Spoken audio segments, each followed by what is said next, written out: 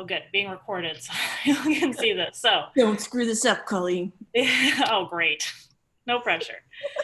All right, so what you'll see, hopefully you'll see something like this on the home page. You'll have our modules lined out, which I should have as much in order as as hopefully I could, with all of the information. And so you can either access any of the assignments by clicking on any of these within here, or if you want to look at all of the assignments on the left here, you can click on assignments. Computer runs a little bit slow here while I get Zoom running too, but you should still hopefully be able to see this okay. And so, for example, we have what you're working on right now and did over break was the mapping personal observations of climate change. So here you will click on that, you will see this assignment, of course, and then you click submit assignment. And so I have it set up where this assignment is a file upload. Some of them you might type in a text, depending on if it's just a question, for example, but in this case, you choose a file. So then you would choose a file from, and in this case, probably a photo, but if you have some other version of it, then you would select the file. And I'll just say the syllabus. And so then it would upload that file, and you can add any comments that you want to it and then hit submit assignment. And so that is how you submit an assignment through Canvas.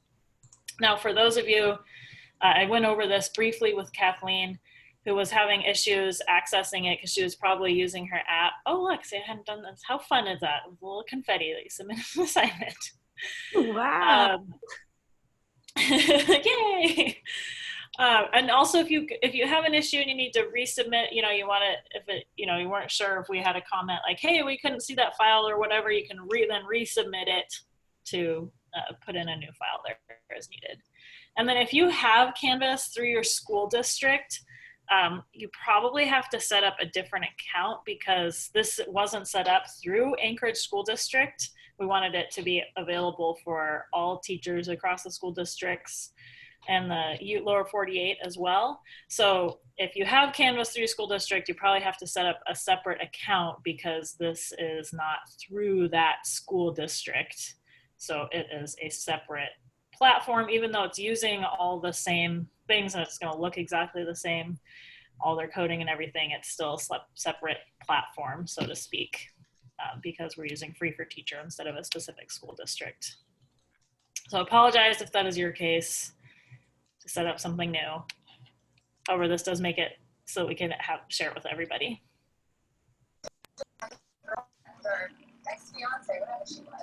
Okay, were there any, I'm gonna pull up the chat, were there other questions or comments on this?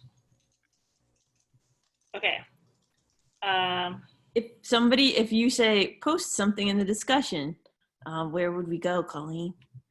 Yeah, so on this case, we have discussion. So for our introductions and for the pre-assignment, we have the causes of climate change.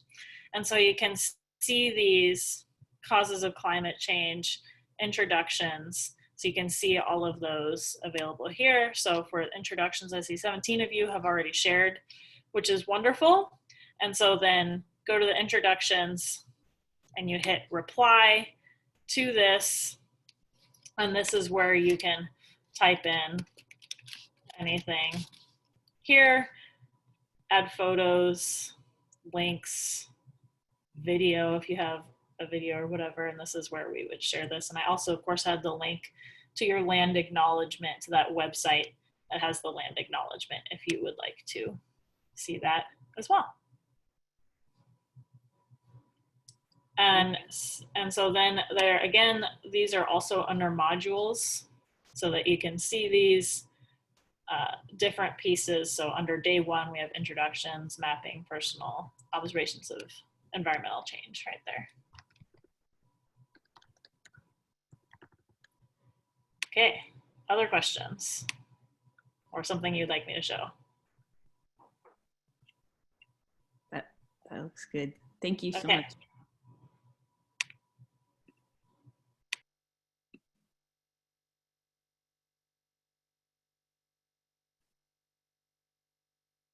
All right, Christy, are you taking us to the next level? This is going to be fun. This is where you get to introduce yourself to each other. I've created 5. I'm going to create 6 breakout rooms. That means now there's 7 breakout rooms because people are joining quickly. So we have 36 participants and we're broken up into 7 breakout rooms. So there's 5 or 6 people per room. Here's what you're going to do during your breakout room session. You're going to introduce yourself.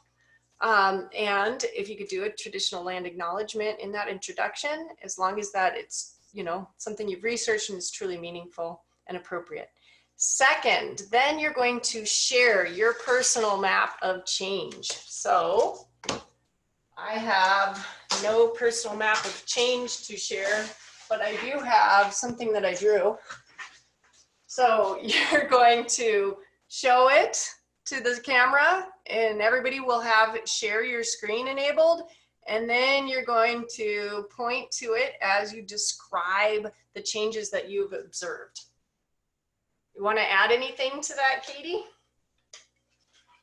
Nope. We want to make sure that everybody will gets a chance. So if you know that you are a great storyteller and you love telling rich details, just in your head, remind yourself that 2 minutes per person approximately, and make sure that you give a chance for other people to share their stories as well. So yes. Share I'll your also say, as we're sharing them, we're looking for themes that come up.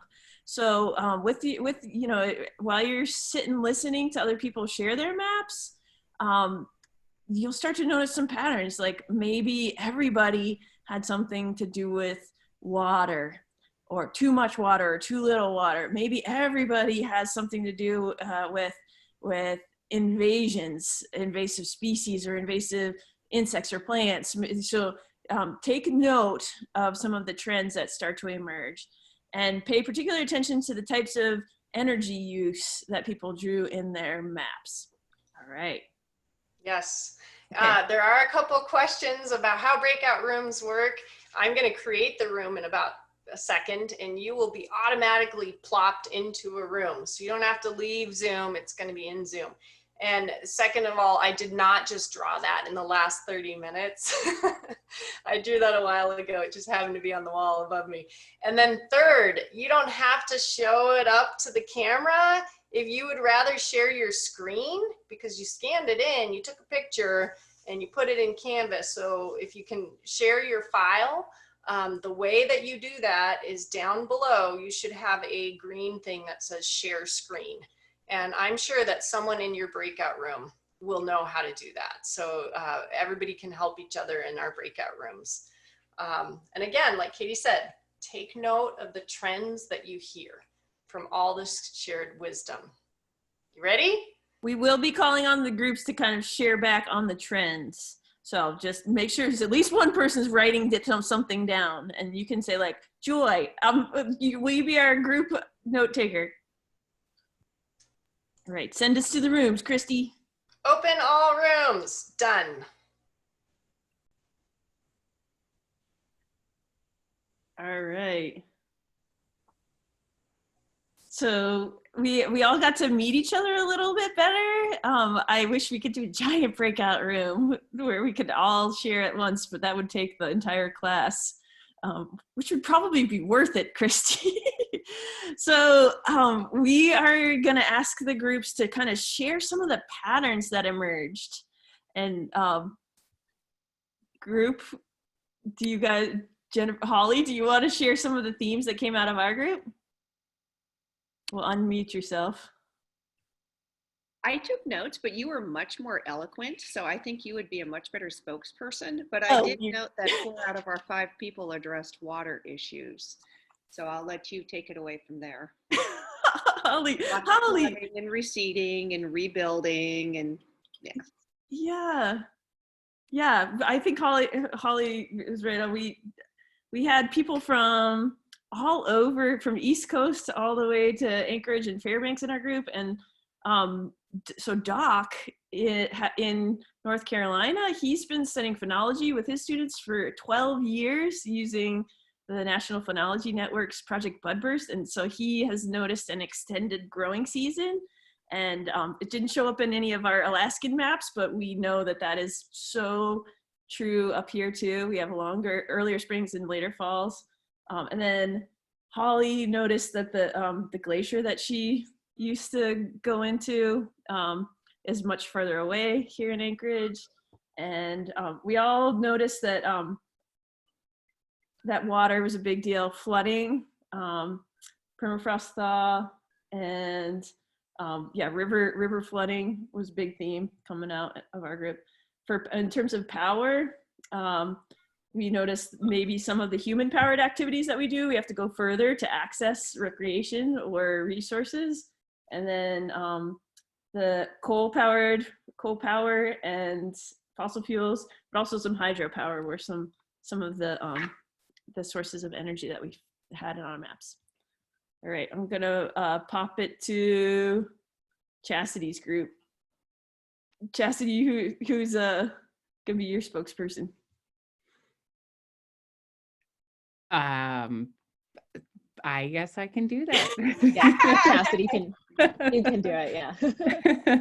All right, so when we shared, it was pretty awesome just to see the dynamics between like our maps itself. So I shared mine, of course, and I live out, by Chena Lakes. If you're in this area, you know, so out by Chena Lakes, and lots of trees, permafrost that is covered with a bunch of wood chips to try to preserve it from the last owner. And then talked about heating with wood and heating oil, and just kind of the differences I've noticed when we transitioned from more wood to heating oil. And then Nicolette shared being in Boston, like her map, it just was so cool to see the differences. And she talked more about like social change with her map that she's noticing in construction and stuff that's going on with that versus environmental changes that I had noticed with mine. Oh, when I had to move my chicken coop because it was sinking into that permafrost that's uneven. And so, and then Susan, she's in Oklahoma right now. So she talked about more social changes on her aspect as well, just because I think she had only been teaching in her other area for a couple of years and didn't really feel like she had enough knowledge to be able to identify bigger environmental changes. So. Very cool. Would Anna, only because your face is next to Chastity on my screen, Anna, would you at least identify who would be willing to share from your group? Sure. I think I forgot who was taking notes. But I guess I can just try to think I was. Okay. Sorry, I find Good. my unmute button. All right. Super. So we were having so much fun. We were having so much fun getting to know each other, socialize, et cetera, and we lost track of time. And so therefore be it resolved that we didn't get everybody included, but that's okay. So I will start off with Ms. Harris, and I didn't get your first name very well. I'm sorry, my audio is kind of funky. From Asheville, North Carolina.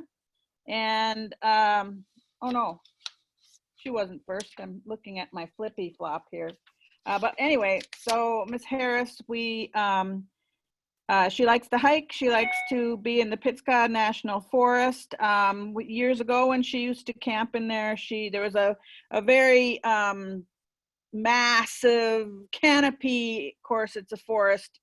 And then the municipality or the county allowed for logging in that area. So everybody knows, you know, when logging happens, that's going to change things, you know, night and day, just totally different. So over the years, she's noticed that the rain would create more erosion in that area. And so with all that erosion, it would go into their stream, which was a very favorite part of the whole hike, was going to the stream. And so now that has killed off some of the arthropods and different things like that that are in that stream. And so now they're not getting as much fish in that stream. And also she noted that tourists had caused damage to the environment. She lives on Cherokee tribal land there. Another participant, Anna, was in Portland, Oregon, and she's coming to Alaska to St. Michael's. And she's mainly a language arts teacher, but wants to learn more about climate and energy. St. Mary's. St. Mary, I might have wrote it down. I'm sorry. No, it's St. Michael. You got it right the first time. St. Michael. Okay. St. Michael. That's so funny because I wrote it as St. Mary's. Anyway. You're thinking of my mother, Joy. Yeah. Must be. She lives around the Clackamas River, Oregon area, and she noticed something very different in their area that I thought was interesting. The rivers actually seems to be losing its water, or more frequently where the level of the river water will what do you call it? Not dry up, recede. She used the word receding, and it's receding away from the trees. So the level of the water is lower in the river portion. And this river is a tributary of the Willamette River, and they do get fish in that river. And she said that she'll be teaching in a village that is Yupik. And then the last one we were able to get to was Thelma from North Carolina in the Appalachian Mountain area. And then that's tribal lands are Creek there. And she'll be teaching high school, and they've noticed some extreme climate changes, including that the hurricane now is, the hurricane season now is starting to include them more and more, whereas before it didn't. It's much hotter there than it used to be. It was much cooler. The temperatures were much cooler. And people were building on, if I got this right, Thelma, I'm sorry if I didn't, but the people are building more on tops of the hills and mountain areas, and it's causing more pollution to get into the rivers, and that's been very concerning. And so they're seeing climate change happening to their water, as well as the land. So that was all we were able to get to. But everybody had nice drawings and maps and things like that. So that was fun. Let's do it again. Thanks, Julie. All right, we got 2 more groups that need to share their themes. Kathleen, did your group get to share yet? Yes. Well, okay. Not to the whole group, but okay. Yeah, were any themes that came out from your group? Yeah, it kind of sounds like same verse, same song, same verse, a little bit louder, a little bit worse. The thawing of the permafrost, and you notice it in the homes with the being uneven, and having, in our village, we have people come in and, jack them up to see if they can fix that problem. Erosion of the shoreline of the land. We had folks who lived along rivers. My village is in the middle of the Bering Sea, and so you see the erosion of the shoreline. One gal saw trees and berries lost to the river, people moving to higher ground. The people are adapting. I guess the change is happening slow enough that people can adapt, but they are doing and relocating. I haven't been in my community very long, but I've been listening to the elders talk about the changes that they've seen in the migration of the whales, and that they have to go out further into the Bering Sea to do their fishing, and it's very dangerous, things like that. We on our island, we used to have 3 wind turbines. Last year they were shut off because nobody knows how to maintain them or repair them. And so a greater dependency on the stove oil, very expensive. So it's kind of a catch-22 for them right now. What communities were represented in your breakout group? Oh, golly. I believe Fairbanks, a couple other villages that I couldn't pronounce. Yeah. And where's your village? Mine's Savunga on St. Lawrence Island. Savunga. Yeah. Cool. Golly, I can see her face, but I can't remember the name of the village that she was a part of. Ms. Padilla. And Jane Holmes. I couldn't My remember. village was Togiak. Togiak. Good. Cool. And where's Kathleen from again? Please tell me. She was from Savunga. I'm on the St. Lawrence Island. We're not quite as far north as Diomedes, but we're right in the middle, about 35 miles from Russia. And you're way above Pribilofs. Yes. So for the teachers in what we call you guys the lower 48, and Laura Kubiak, who came up to one of our workshops from Ohio last year, she knows this already, but we call it the lower 48. And hi Laura, thanks for the wave. And we just to put it in context, most of the communities in Alaska are not connected to the road system, and so we have to take tiny little airplanes to get to our village, and all the food that is not locally harvested comes in on a tiny little airplane with the mail and everything like that. And so when people are talking about where they're from, you can't just drive there in most of the cases. But for Fairbanks and Anchorage, we're kind of like the big cities of Alaska. Well, Anchorage is the big city. All right, there's one group that didn't get to report back in, and Dean Lambert from our group. Group 1. Great. Hello. Our group had members from all over the place, and it was pretty cool. And the few themes that we noticed is the winters are getting shorter, summers are getting longer, and there's just more precipitation overall. And something that was brought up that was really cool and really important is invasive species. And I just think it's something that's overlooked because it happens slowly, but it can have really bad consequences if you don't address it. So, nice and short. Great. So, did any energy use or energy sources come into the maps on your guys's? Yes, Heike mentioned, and on her map, she had a whole bunch of, or she's in Fairbanks, and she had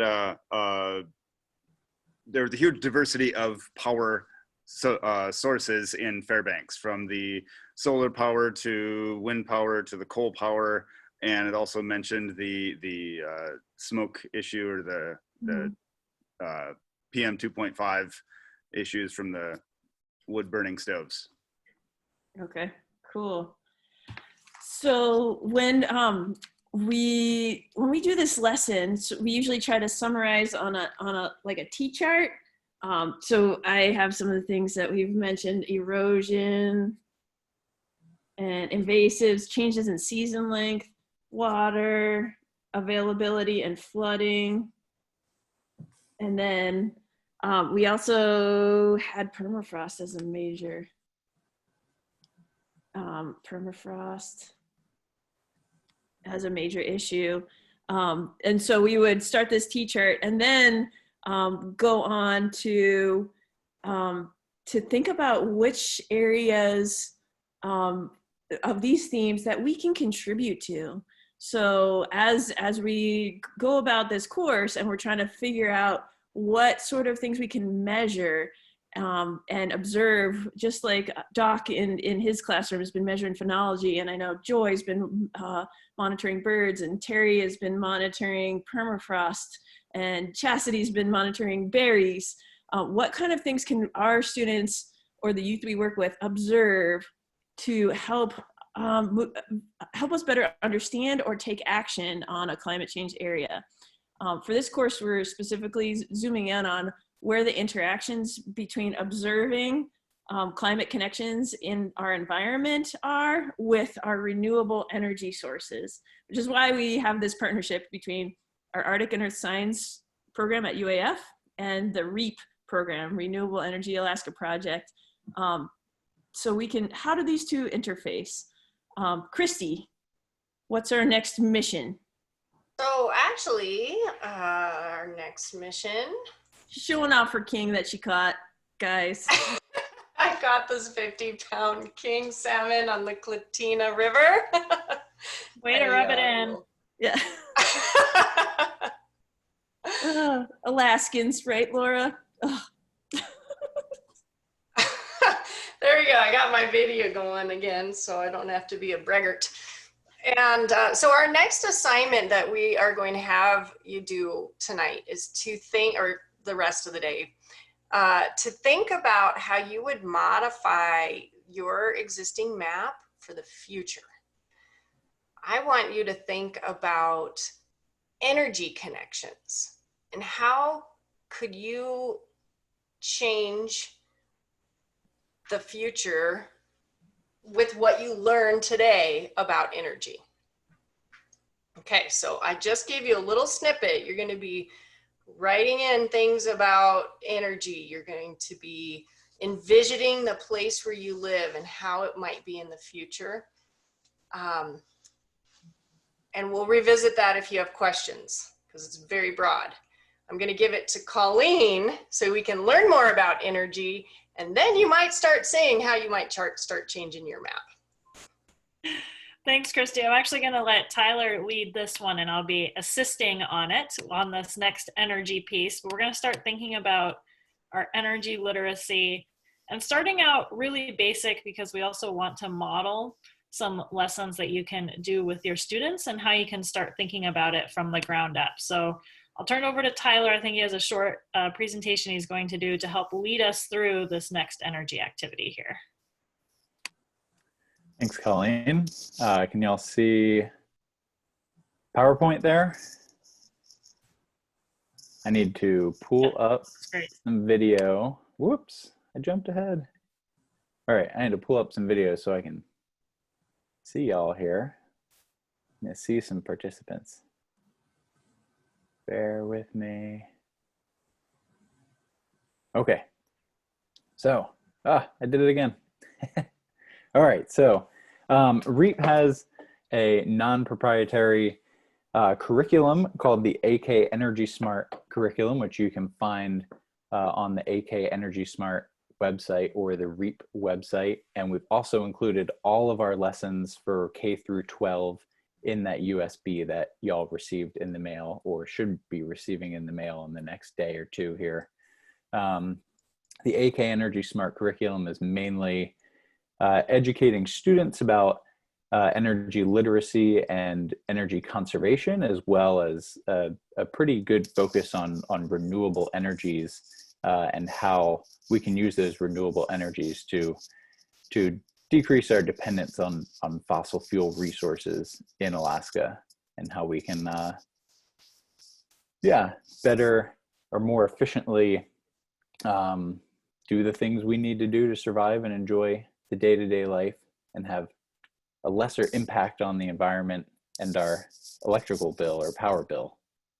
So energy from the sun is just one of our lessons from AK Energy Smart. It's designed for grades 3 to 5, although the awesome thing about all of these lessons is that you can totally change it around and adapt it to any age range. You can dive way into depth on things that we just kind of touch on a surface level for the younger students. And if you're in a high school classroom, you can take this short lesson that we're gonna show you an activity with today and turn it into a whole unit if you wanted to. So all of these lessons are totally free for y'all to use. So definitely use them up if you're looking to employ some more energy literacy in your class. and that's really why REAP is doing what we do. The Department of Energy, U.S. Department of Energy, has really established that energy literacy is a really important part of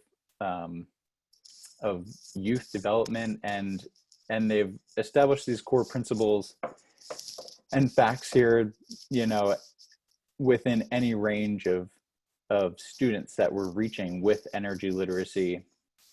There are some huge benefits, like on the left side here, we see it can, increased energy literacy can lead to more informed energy decisions, improve national security, promote economic development within communities, which I think is super important, especially in Alaska, where we do have so many islanded and gridded communities that are only or solely reliant on the diesel fuel that's super expensive. It's being shipped out to them on river barges or huge aircraft, tankers that are going out to these villages. So promoting economic development within these communities through smarter energy decisions is really key in our state, especially. And it can also lead to more sustainable energy use, reduce negative environmental risks and impacts that are often associated with non-renewable energy usage.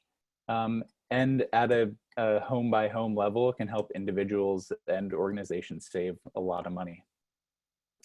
So the Department of Energy defines an energy literate person and says that they can do certain things like trace energy flows and think in terms of energy systems. And that's really what this energy from the sun lesson focuses on, is trying to look at how this energy enters the Earth system from its interaction with the sun, and how it's cycled and transformed through the system from its passing through the atmosphere, and how it can get from the sun to your light switch in your house.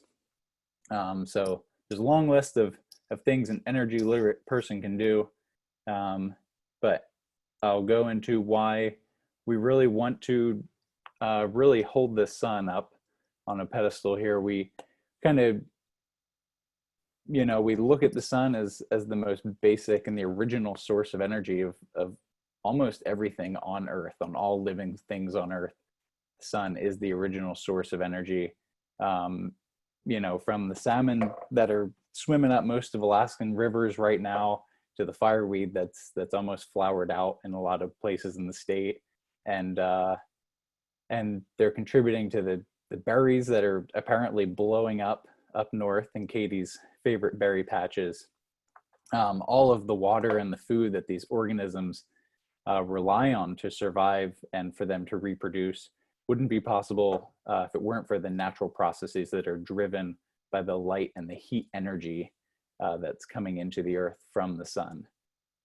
And the sun also has a huge cultural importance to all indigenous groups around the world. And in Alaska here, we have over a dozen different words regionally for the sun, and a pretty universal story that's told within all groups of indigenous folks in Alaska is Raven releasing the sun into the world.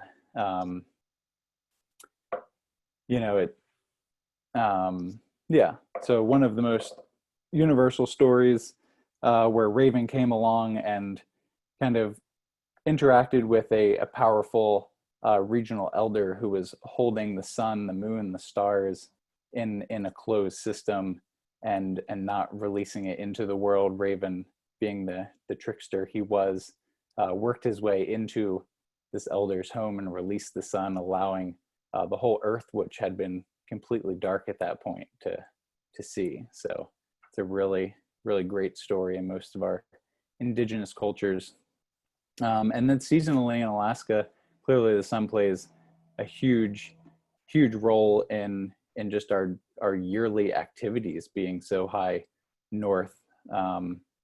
In the summers, when we have 19 plus hours of sunlight, we have amazing opportunities to harvest the berries and the wild plants, to collect the fish like Christy, and to hunt various animals, and to, you know, to stock our freezers and our pantry for the time of year where we don't have a lot of sun, in the winter time where we're hunkering indoors, where we're using a lot more energy at that time. We're kind of chipping away at those food stores that we've built up over the summer. So especially in Alaska and a lot of communities up north, the sun plays a huge role in just our day-to-day lives. So the sun is super important to our cultures, our lifestyles, and, you know, we like to introduce this energy from the sun activity with some tidbits about the natural processes and how this light energy is entered into the earth, just the earth, and how it's transferred into usable energy for us. So we're going to model a quick activity that shows students how the sun energy is transformed into usable energy. And I think for that, Colleen is going to be our illustrator, and I'm going to briefly stop sharing and jump to Colleen's screen share. Great, thank you. So I'm sharing on my tablet, so you might see my face on one screen, and then hopefully you're going to see my actual screen here where I can actually do drawing. So I will stay quiet and let Tyler do the talking, although I will say one thing is that I encourage you to draw along with this, because that's what we have students do, is draw along, and it's a great way. I've had teachers say, oh, I wish I had that, or they really appreciate having that as an example as we draw along. So maybe on the back of your map or on another piece of paper, you can kind of draw along with me. I really encourage you to do that. All right, so typically if we were allowed to be in classrooms with students, you would have a nice big whiteboard to kind of illustrate this. And if y'all are introducing this assignment or activity to students virtually as we are, you might have to get kind of creative, and your drawings probably won't look as good in the virtual realm. So we're going to walk you through how to do this. Colleen's going to be our illustrator, and I'll be kind of our narrator for the activity. So if you want to do this at home, get a blank piece of paper and fold it in half, hot dog style, just as Colleen is showing on her white screen that she's sharing. And then the very top section of that split paper, you're going to write source, as Colleen did, and on the bottom you're going to write use. So our source is going to be where the energy that we're getting to power those uses down below is coming from. So we're going to start with a couple general uses of energy or power. Can anyone take a gander at what one general use of power or energy is around your house or in society in general? You can shout it out or write it in the chat. Air conditioning. Okay, air conditioning is one. Let's get a little more general there. What do you harness to turn on that air conditioning, Nicolette? Electricity. Yes, electricity. So electricity is one of the main 3 or 4 energy uses that we have. Colleen's writing it down there. Let's see, we got more coming in the chat. I see heat. That's yet another one that we can put alongside electricity. So if heat and electricity. Let's see, what else? How do we get around? How do we get around town these days?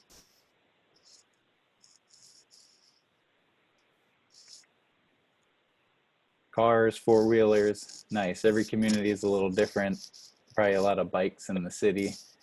All right, we're gonna say generally it's transportation, snow machines, boats. Very nice. We have a wide range of transportation options up in Alaska here. Dog sled, nice.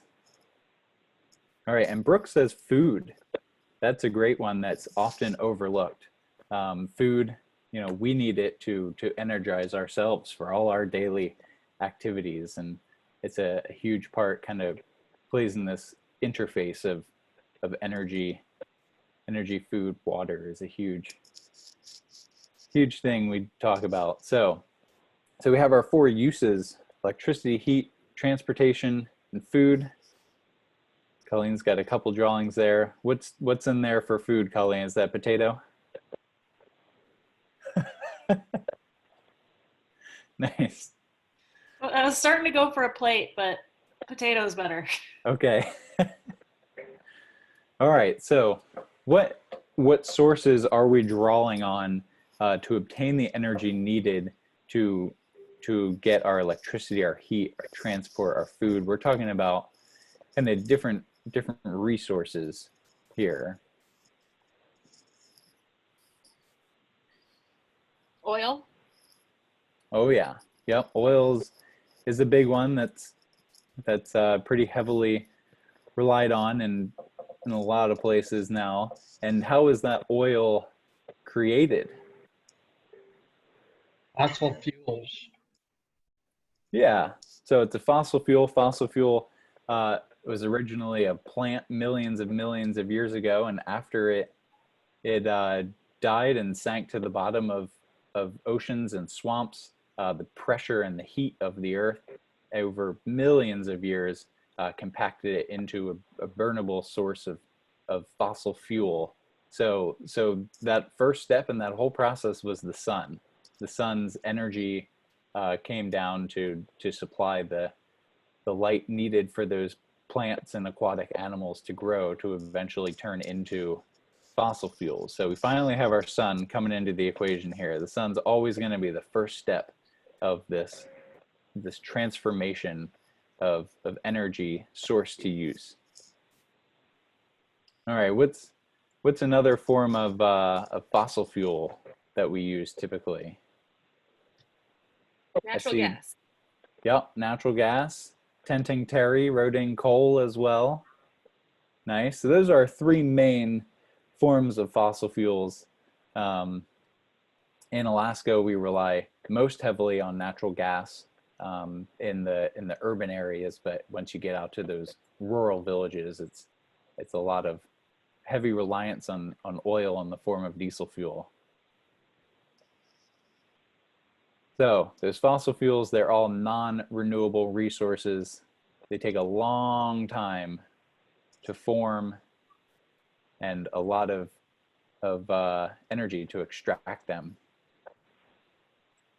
All right, so of those fossil fuels, which of our uses are they contributing to?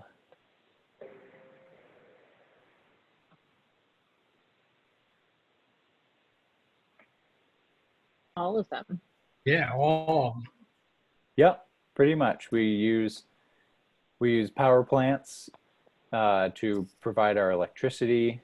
We use fossil fuel or oil burning stoves a lot of time to provide our heat. We throw diesel or unleaded fuel in our cars and to process a lot of our food and to create the environments needed to grow food in different systems. And yeah, our mass livestock chambers and stuff, we need all of that, all of those natural gas and oil and coal resources to contribute to that as well.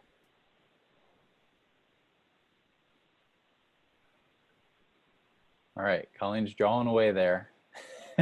Are you keeping up, Colleen?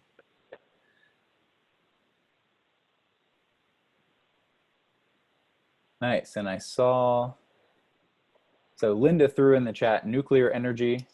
Nuclear energy is also used for electricity mainly, but we actually don't have any nuclear in Alaska, so we usually just leave that out of this whole equation. So another great thing about this activity is you can cater it to whatever community you're in at the moment. Colleen's drawing her smokestacks over there Nice, for Colleen. nuclear. I definitely don't have the right tool for this like fat end of the pen that I'm using, but so that's my excuse, is that's why it all looks terrible. But the nice thing about this activity is that drawing along with it, it helps students feel less fear for their own artistic talents or what they perceive as lack of talents. So I'm throwing myself out there. I'm so glad this is recorded and everybody can watch it again later. And if you want an original copy of Colleen's work, you can always email her. Autographed version. Yes. All right, so those are our non-renewable resources. We can see that they contribute to a wide range of our energy uses, electricity, heat, transportation, but it's a pretty long process to get from the sun's energy into those plants, and millions of years after death of those plants and the pressure and heat of the earth to turn those into fossil fuels, which we then have to put massive amounts of more fossil fuel energy into extracting in order to pull the energy out of those. So now we've looked at our non-renewable resources, and we'll move into the renewable resources, which will provide a little bit cleaner of a working space for us here. Ready, Colleen?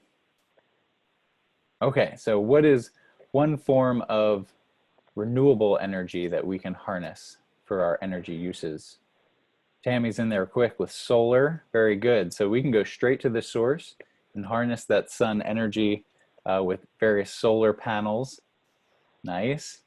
And those hook up straight to the grid to provide what sort of energy use for us?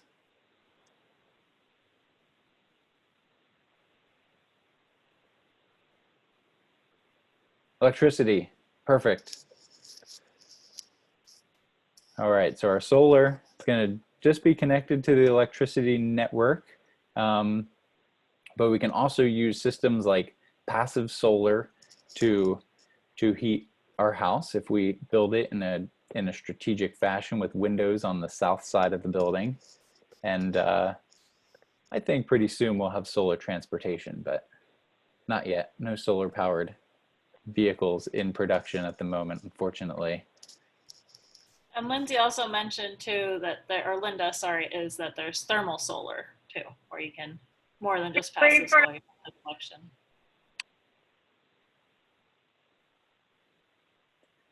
Nice. So what's another renewable form? I'm just going to pull from the chat here because people are throwing it in like crazy. I have wind energy coming from Nicolette, Chanel, and Kathleen. So when the sun heats the earth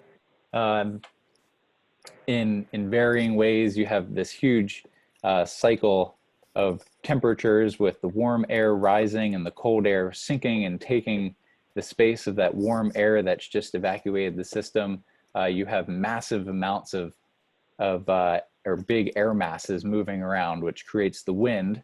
If we erect some wind turbines, as Colleen's drawing there, and we have the wind spinning those turbines and powering the generators inside of those turbines, which are then connected to what grid?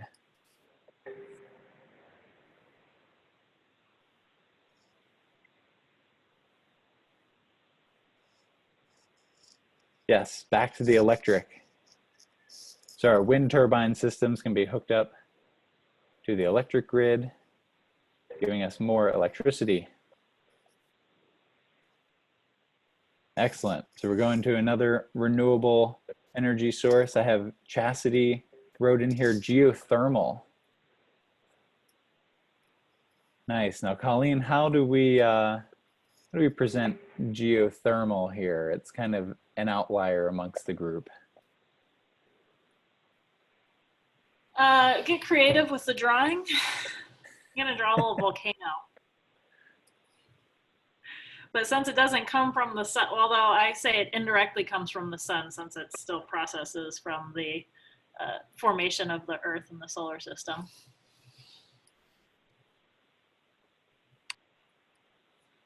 Nice. We have to get a little abstract with our geothermal power source there, but geothermal, what energy use is that going towards? That electricity, heat, transport, or food? Heat. Nice. Goes to our heat. It's also being used for growing vegetables in greenhouses. Mm-hmm. Also used for electricity. Look at Iceland. Uh-huh. Yep, we have some great geothermal plants here in Alaska at is it Chena Hot Springs? They power a greenhouse and they heat their facilities with their geothermal power plant.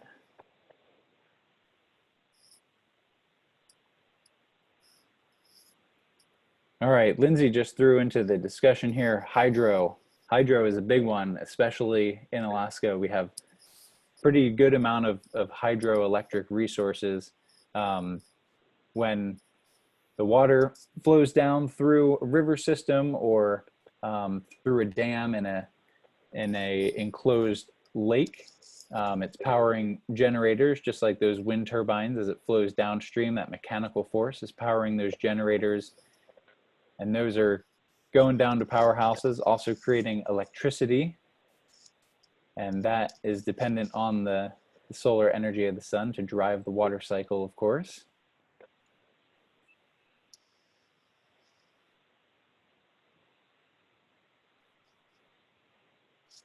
Nice. I'll save Colleen the drawing of the dam itself and the turbines that power it that are hooked up to the generators.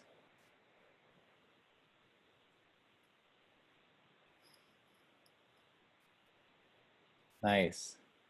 So what are we missing here? I think there was another renewable resource that I saw in the chat earlier, I think from Rachel, and Jane just threw it in there as well, and that's wood, or in more general terms, biomass, which Colleen already has over there in the right-hand side, that nice tree. So the solar energy is used to grow those trees and plants, and we can take those resources directly and put them into biomass furnaces and boilers to heat various buildings of ours. We have lots more biomass other than plants as well. A lot of fish processing companies up here are using fish oil to harness that or otherwise unusable energy to heat up their facilities. Yep, Tammy threw in there pellet stoves. Pellets are a great way to kind of transform the waste of sawmills, turn them into pellets.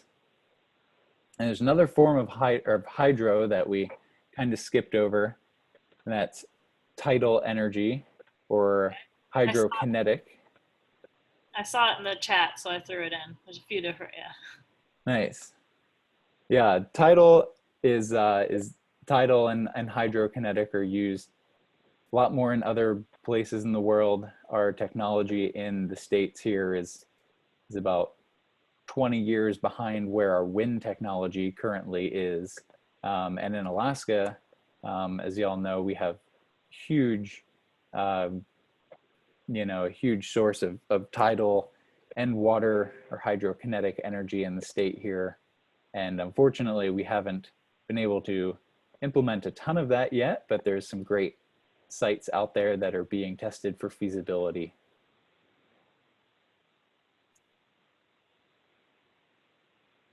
All right, so for those of you who were following along and drawing along, you want to show us what you got for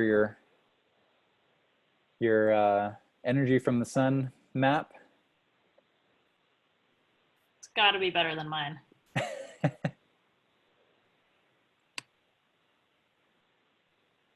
I finally figured out how to do different colors, which I think would have helped with that, but nice. That's okay. On a physical whiteboard, that's a little easier. And Colleen, if you stop sharing yours, then we'll be able to see everybody's a little bit bigger screens possibly. Thanks. All right, I saw Beverly hold up an example. That was nice. Terry does too, yep. Nice. Wow, you kept it so tidy.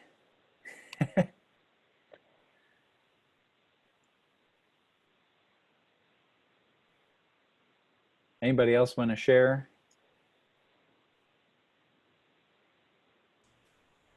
Thank you, Marcy.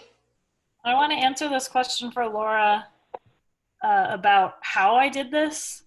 So for drawing it live, you can do it within Zoom, has a whiteboard function. So within Zoom, if you hit share screen, there's just a whiteboard option. You don't have to have any other special program for that. And then, but for the drawing, it was easier. I have a tab, that's why I use my tablet, is because then I have, if you have a touch screen, like because my laptop isn't touch screen, so having a touch screen is the part that's better for that. And then Brooke shared the whiteboard.com as another option if you're not using Zoom.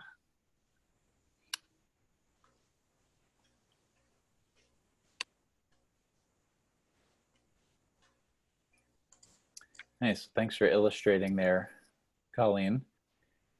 Tyler, I have a question. How far would you go to connect the other sources of energy to the sun? Like, it's really easy to see a direct link between biomass and solar energy, but like, how far would you go to connect wind? You know, because we know that it's changes in temperature that causes the wind, and we know that that precipitation is driven by evaporation, which ultimately relies on the sun. Like, how far, when you're teaching this lesson, how far do you go to connect all these energy sources to the sun? Well, in this activity, it can typically be made in a few step process, but we have another activity that we can introduce now where you can take it really in depth. And that is it's also found in the Energy in the Sun lesson, and that's called the energy chains game.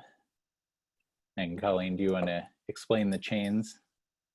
Yeah, I will explain the chains. So this is another modification we shared. So this is actually not from the AK Energy Smart lesson. It's from another organization that does some education work, Alaska Resource Education. I know some of you guys are familiar with them. And so they, I haven't seen a full lesson plan on it, but with the energy chains, I think it's a really nice complement to this lesson, Energy from the Sun. And the lists of them are in Canvas. I can also see if I can get my screen up to share the chains, but you have a list of words. So like small plants and animals, the sun, you know, like different pieces along the way. And then and then you give the students or different groups an end use. So you say, okay, the end use that you are doing today is watching TV. So what are all of the steps? How do you get to watching TV from the sun, right? Everyone starts with the sun, and then you go to watching TV, and then you have these lists of words, and you try to use as many of those words as you can for that list from the sun to the TV. And there's a couple different versions of it. You either have a set, you know, like you have a set list. We have another version on the AK Energy Smart website where we have mixed up words for different things like moose stew or whatever, and they put them in order.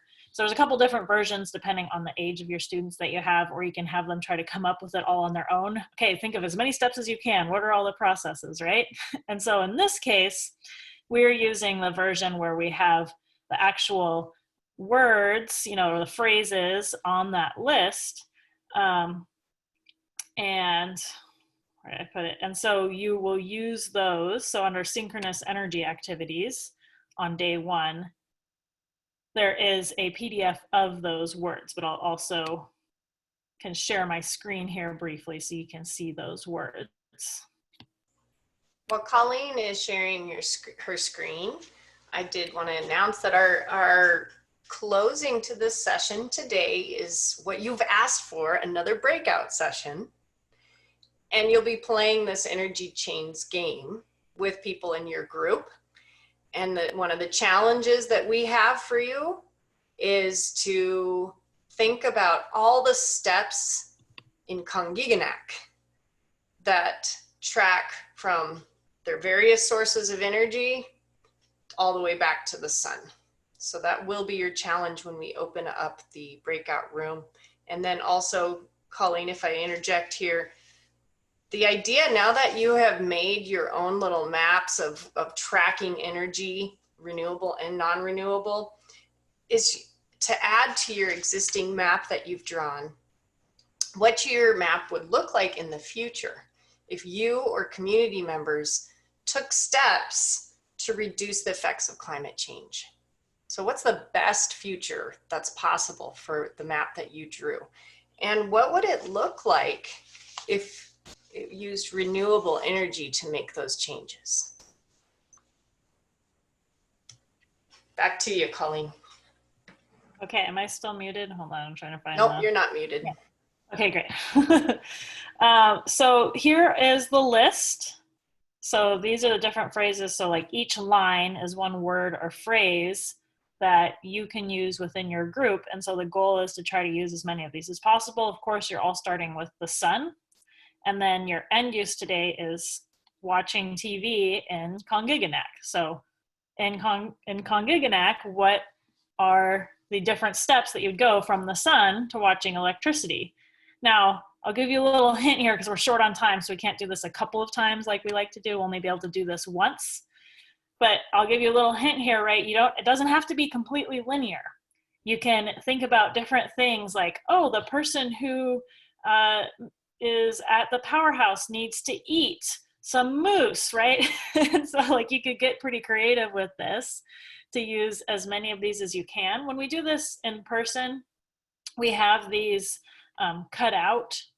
And so each group gets a set of these words and then they are physically moving these and putting them into chains. Of course, in this case, we're having you guys have the list yourselves using these words to produce this. I can also put this PDF in the chat for those of you who are not on Canvas or who are having difficulty accessing Canvas, or it's not as easy for you to get on right now while you're also on Zoom.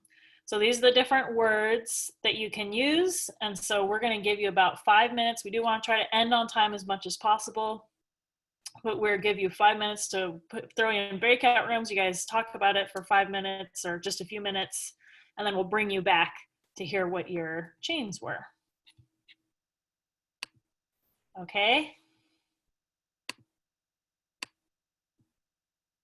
Any questions? Yeah, questions before we open up all these rooms? I said Yeah, so this is just chains, not webs. So we You have can do a webs. linear chain. Okay, we can use webs. All right. We call it the energy chain.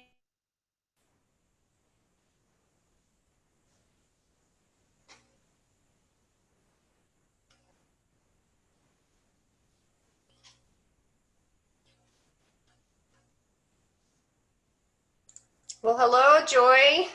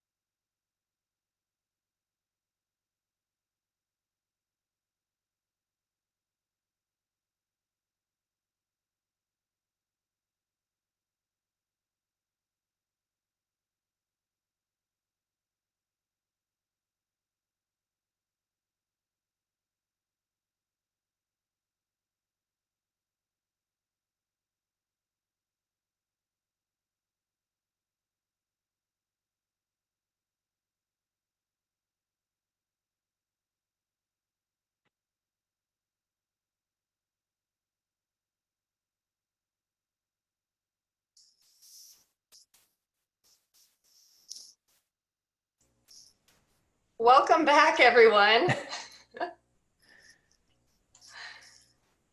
was a little crazy with our 4-page list. Wow, you had a 4-page list. That's awesome. No, the list of energy chains that we had to use there. Oh, you went through all of them. Okay. What were main points for getting energy from the sun to powering a TV in Kongiganek? All right, Rachel, go for it. Unmute yourself. Okay, I just wrote down what people said. We went 2 different tracks. So sun to heat to air, wind, powers the wind turbines that creates electricity, and then humans at the power plant harness that energy and turn it into watching TV. Or you'd have the sun light to the plants that make fossil fuel oil that's refined into electricity, and humans at the plants, at the utility plant, watching TV. That's great. And unfortunately, I don't think we have time for everybody to share. I know in our group, we spent a lot of time just talking about how to discuss how it would work, best practices in the classroom, and didn't get as much to the chain portion, which is fine. I think that it was still good use of the time. At least I hope it was for them. In our group, that was our challenge too, was, okay, we can all imagine it. Like Beverly was like, I can imagine how I'd do this in my classroom, but in the online world, how would we do this lesson? And so we started making a Google slide where everybody in our group could manipulate the little boxes together and draw arrows. So yeah, just an idea. Nicolette has an idea. Yeah, and she might have the same. I'll say briefly what we did, and then hopefully she has maybe something else to add to it. As we had one person share the screen, and then you can annotate in Zoom. Each person, if you have the settings set up that way, where each person can type or draw on it. And I'll let Nicolette share what she was going to say. You could also use Jamboards here. So if you're a school with a Google Suite, Jamboards is similar to like a slide, but you can basically create it ahead of time with all the words there, and students are able to drag it, drop it, add in arrows, add in drawings, and add in like post-it notes too. So that could be a way to do it as well. So this is just our shared screen. We were like, okay, how are we gonna do this? And we, did this. So Jamboards you would access through your Google Classroom. Google Waffle, I think. Classroom. Awesome. Okay. All right. And then something to look forward to. I'll be posting it in Canvas. Our scientist from NASA for Thursday, his name is Dr. Paul Stackhouse. And he has made a book, a storybook for you. And I'll be putting it in Canvas. You can also use it with your students. And he's a heliophysicist, so he studies the sun. And he also studies renewable energy and wind, and where wind is happening more and where it's less. So the storybook tracks many of these paths from the sun. And I noticed that sometimes people feel heat from the sun, and therefore they think that the sun is only giving off heat. So that's a misconception that sometimes students might have. So tomorrow we'll start touching on the Earth's energy budget, and then on Thursday we will get a really solid understanding of the Earth's energy budget through our Meet the Scientist session with Paul Stackhouse. And I ask that you check out the Thursday link here in a few minutes when I put it up for the beautiful storybook that he has made for you. So just to recap from our day, thank you. You're awesome, and so many diverse teachers in this class. We're so grateful for you. And your assignment is to revise your map, maybe using a different color, to envision the future and what your map might look like in the future with renewable energy or some other actions to affect the climate changes or other changes that you're witnessing. The second assignment that you have is to complete the Introduction to the Atmosphere Globe e-training module. So with that, I'll stay on for a few more minutes if there's questions, but I just really, I'm grateful for all of you, and we'll see you tomorrow bright and early, 9 a.m. Alaska time.